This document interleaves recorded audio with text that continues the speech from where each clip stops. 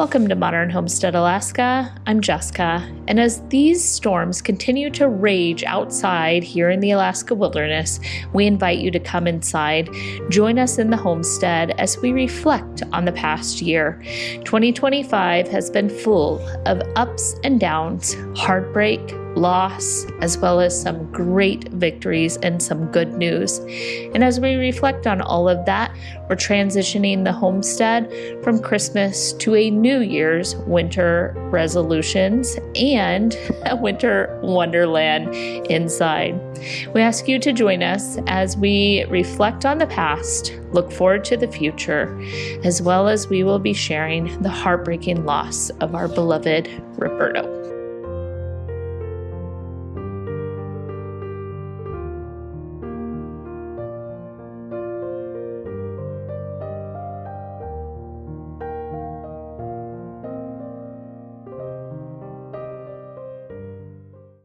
I would like to get the hard part out of the way here at the beginning, if that's okay with you. This week we lost Roberto, which is exactly 4 years to the very same week that we got Roberto from the Alaska village of Nanwalek. He was deeply loved, and his absence is felt every single day here.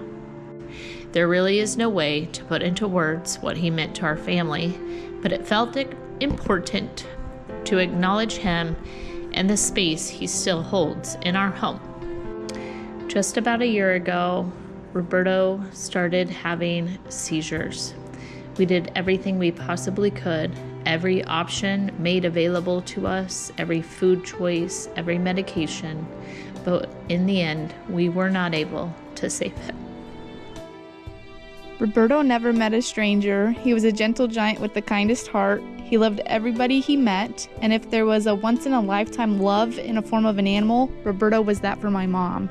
We were so lucky to have him.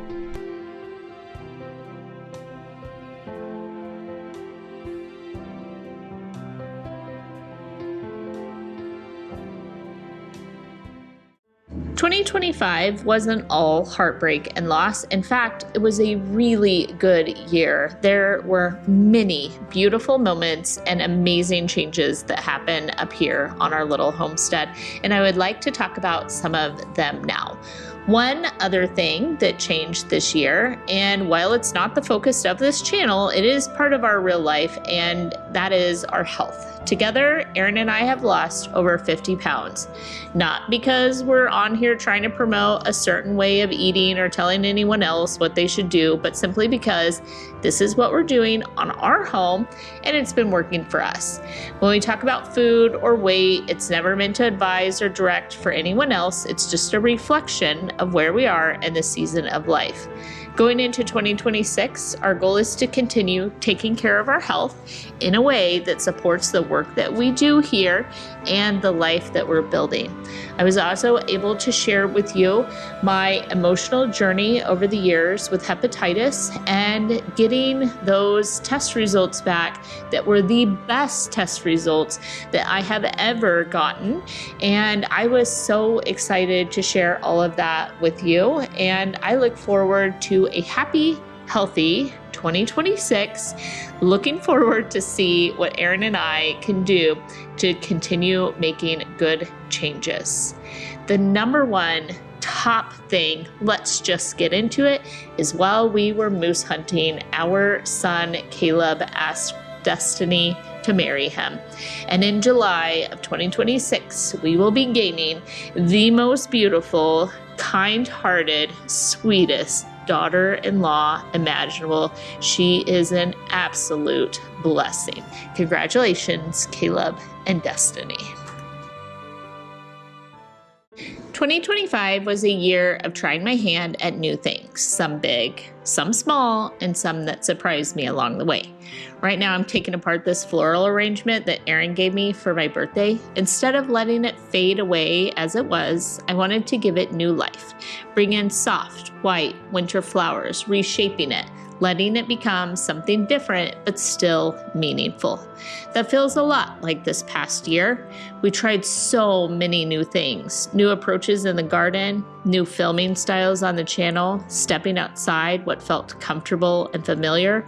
Some things worked beautifully and some things taught us lessons, but all of it was growth. And growth showed up in many ways we never expected. In 2026, I'll be doing part of the floral arrangements for Caleb and Destiny's wedding, and that feels incredibly special. So I'm honing my skills now, learning, practicing, experimenting. I've even been ordering flower seeds and dreaming about growing as much as we can right here on the homestead so that we can incorporate what we grow ourselves, bringing the life of this land, this place, into such an important day. There's something really meaningful about that to me. Letting what we nurture here become part of a moment that celebrates love, family, and the future. And as far as growth goes, this channel has had a year of it too. We doubled our subscribers in 2025. That still feels so surreal to say out loud. And that is entirely because of you, your kindness, your encouragement, your support, the ways you showed up, the way you watched and boosted or promoted the channel with the new hype, and all of you sharing in this life that we live. Thank you for growing alongside of us, being part of the quiet days and the hard days and the beautiful ones. Here's to trying new things and learning as we go, and to stepping into 2026 with open hands and open hearts. All right, friends, let's do some Q&A. Let's address the top questions. And yes, I do know that comments are not on our YouTube channel.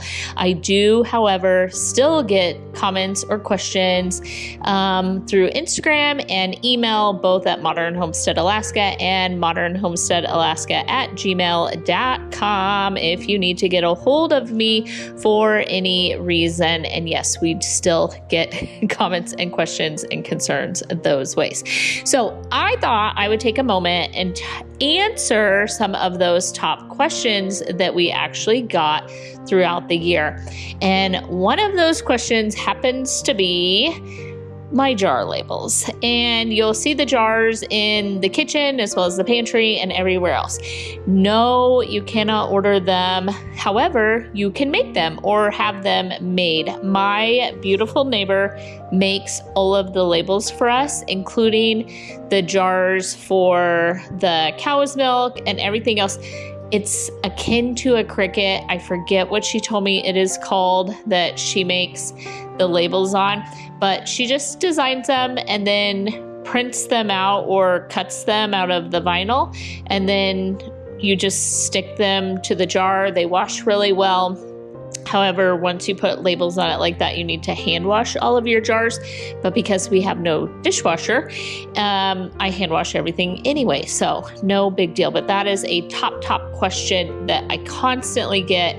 And I know that there are some people on Etsy that will make labels for you if that is something that you are super interested in.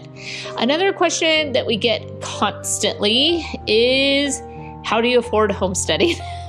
Well, homesteading can be afforded in many different ways, in our opinion, and it just depends on what you want to live with, what you're willing to live without, where you want to live, where you want to homestead. And that is an incredibly difficult question to answer. So the truth is there really is no answer. And how do we do it is how we chose what we wanted to live with, where we wanted to live, what we were willing to live without, what we weren't. All of those questions were very personal choices on our part, and that is how we did it. If you're trying to dig deeper and understand those things, I'm not always sure that it's an appropriate question, but I'll try to answer it like this and say, Aaron and I bought and sold houses, and we would buy foreclosures and totally remodel them, and then take that money and apply it to a different home that we then totally remodeled, brought up to date, made super beautiful, sold it, and so on until we had the ability to purchase this place that we built with our own two hands and did not really truly have to pay too many contractors at all in order to build this homestead. So everything you're seeing here, like even the trim and the wall paint and all of the different things, the flooring, all of that we did ourselves. And that leads to the next question that I get all of the time. What does Aaron do for a living? Again, Aaron is a welder by trade, but that trade led him into structural repair. And so he does a ton of different things in the construction world. A welder in Alaska, most of the time people are thinking they are like pipe welders. Aaron is not a pipe welder. He doesn't work in the oil field. He doesn't do anything like that. But he is such an incredible welder. He has not had to weld in a couple of years. And just this month, he was given an hour's notice, had to go down and take a weld test that was an X-ray weld test, which means there can be no mistakes in your weld. They're going to X-ray it. They're going to look at all of it. And with an hour's notice, after not welding in years, Aaron literally passed all of those tests. He just is a really, really good welder. And beyond that, he started out construction, doing like framing and all of the different things. And so, alas to say, Aaron is in the construction field. All of our boys, everyone does blue collar work for our family. They're all super, super smart. Like Caleb, as an example, graduated high school with honors calculus. Incredibly intelligent book-wise, but they just prefer blue-collar work, and they always have. And so that is what he does. He works a lot, and I do mean a lot. Even in the wintertime, when a lot of people are laid off up here, Aaron works 40, 60, 80-hour weeks sometimes, and that makes it incredibly hard to have a YouTube channel with him because he is gone so much. And if I had to wait for him to be in every video, you would get almost no videos, because truthfully, I see him on the weekends, a little bit in the evenings, never ever in the mornings, because he's up this morning 3:30. I am not up at 3:30. Aaron is up at 3:30, and he just works a ton. So that is how we afforded the homestead. That is how we got this homestead, and that is what Aaron does for a living. Another question that we get quite frequently is something about the heating system. Yes, we do heat this homestead with wood. We have a pellet stove. The pellet stove is for like days where we need to clean out the wood stove, and we run the pellet stove. The pellet stove is ran off of electricity, and so if we're without power and that was our main heat source, we wouldn't have heat in an Alaska winter. And as many times as we have been hammered with these storms, it would be a terrible idea for us to depend on electricity in order to have heat on the homestead. So we do heat with just wood. It's a very labor intensive, but I liken it to it's just a way of life. We are so used to it after having been here for several years now and only heated this way the entire time. It just is the same as you take your dog for a walk or you get up and brush your teeth. It is just something that we do every single day, all winter long. Bring in wood, chop wood, light the fires or stoke the fires or do whatever it is that needs to be done as far as the fires go. And the total square footage that we are heating in that wood heat kind of question that we get a lot of is 4,300 square feet. So over 4,000 square feet heated by wood.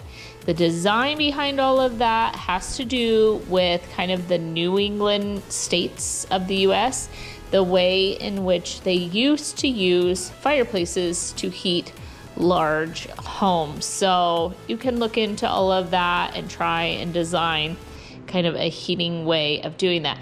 The other question that goes along with that is, what are we going to do? Like when we retire, as we grow older? Well, of course, we'll adapt and change things over time, but I mean, keep in mind, Aaron and I are like 20 plus years away from even retirement age. And so I guess it just isn't something that weighs heavy on our minds. Because it isn't a problem now doesn't mean it's not going to be a problem in the future. It just means it isn't a problem right now. And we enjoy the way that we're doing it. It has been incredibly warm, and take that from someone who is allergic to the cold. I am not cold in my home. I am extremely warm. In fact, several of the kids' friends that come over, they love it, and they say it is the warmest house that they have ever been in. And the truth is, we're just heating with wood, and we're not having to pay those high gas and electric and fuel prices in order to heat with wood. So we're very, very happy with the way that we heat our house, and we're also looking forward to the future. And if things change and it becomes hard, we will adapt and change with them. Now, with all of that said, we'll go through the biggest change that was made to the YouTube channel in 2025, and that was that I disabled the comment section on my entire channel.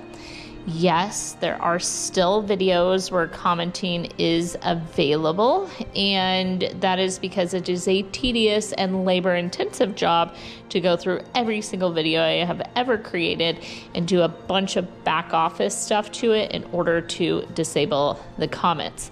Because that is the number one thing that folks ask when they reach out to me, I want to address why the comments have been turned off, because I know it's something that a lot of you are curious about. The honest truth is this: reading comments was affecting me very negatively in real life, not just for a moment, not just online, but in my actual day-to-day life. My mental health, my peace, and my ability to show up well for my family was affected by it. It reached a point for me that it was causing so much conflict in my personal life that I had two choices. Either I stepped away from the comment section and re-engaged fully into my real life, my home, my family, or I stopped making videos altogether. Giving up the family was not an option for me, so the only two choices I had were step away from the comment section, or I needed to step away, if I couldn't do that, from YouTube altogether in order to allow me to re-engage with my family the way that I needed to be doing so. Turning off the comment section wasn't about silencing anyone, and in fact, most all of my comments were in a positive fashion. It wasn't about avoiding feedback. It was about protecting my heart, my home, and my ability to keep doing this video creation, the making of the YouTube channel, for the long term.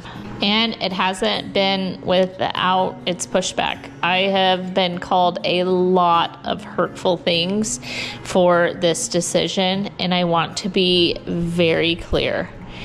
Choosing peace over criticism is not weakness. It is honestly stewardship.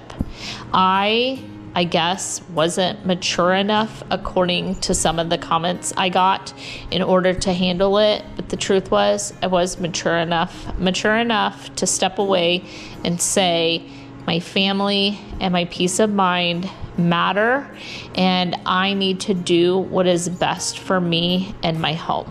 And as a reminder, this channel is a window into our life, not ownership of it. And for this season, this is what allows me to create honestly, stay present with my family, and continue sharing our homestead with you. And so with that, addressing the hard things and the fun things, the goal for the channel in 2026 is quite simple.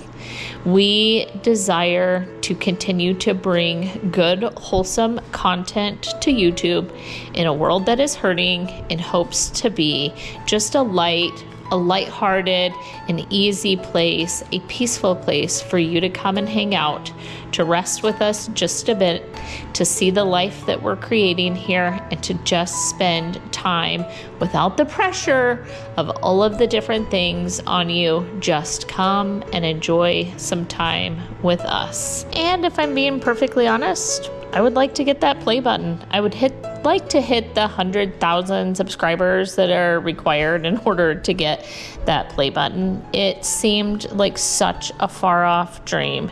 And now that so many of you have chosen to join us and this journey, instead of judging and having all of that in your heart, you've just been such an incredible part of the channel.